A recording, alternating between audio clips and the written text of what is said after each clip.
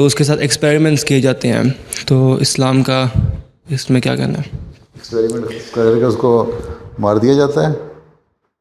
ماں کے اس میں ہوتا ہے، یوٹرس میں ہوتا ہے، ووم میں ہوتا ہے.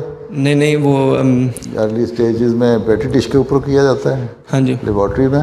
جی ہیں لیبارٹری میں اسپرم اور ایگ سیلس کو وہ اس کے اوپر گرو کیا جاتا ہے نا. ہاں جی باری ٹیوبز میں ہی. جی ہیں جی. تو اس وقت ایکسپیریمنٹ کرنے کی حد تک اگر اس کو سے فائدہ پہنچانے کے لیے دنیا میں نیت تو یہی ہے نا کہ دنیا کو فائدہ پہنچے.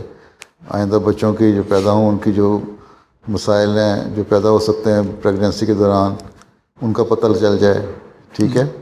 اور یا اس کے بعد جو آگے ہو اس کا پتہ لگ جائے. تو اس لحاظ سے تجربہ کرنے میں کوئی حرج نہیں ہے، جائز ہے. اگر وہ ماں کے پیٹ میں چلا جاتا ہے اور فیٹس بن کے گروتھ شروع ہو جاتی ہے اس وقت اس کو پھر مارنا جائز نہیں.